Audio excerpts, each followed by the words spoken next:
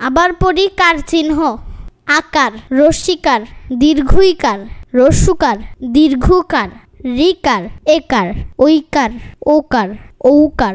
নিচের বর্ণগুলোর সাথে কার চিহ্ন যোগ করে শব্দ বানাই।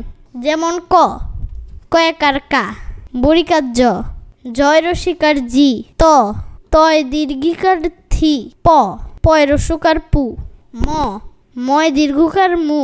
এভাবে অনেক কার চিহ্ন ব্যবহার করে শব্দ বানাতে পারি। যেমন যেমন কয়াকার কা, ক কাক, বরিকার জয়কার যা, বরিকার জ, জাহাজ, তয়াকার তা, ল, তাল, পয় রস্যকার পু, টয় রসিকার টি, পুটি, ময়াকার মে, অন্তস্থ অয়াকার এ, মে।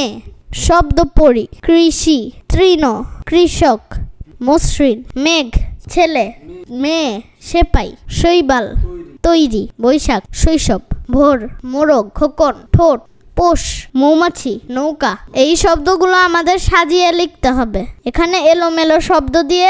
এখানে এলোমেলো অক্ষর দিয়ে শব্দগুলো আছে।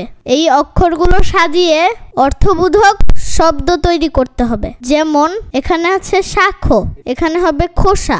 নিস জি, এটার কোনো অর্থ নেই, এটাকে আমরা সাজিয়ে অর্থবোধক শব্দ বানাবো। যেমন জিনিস, চকলেট, আমলকি, রমজান, পৃথিবী, দৈনিক, কৌটা, দেখাশোনা।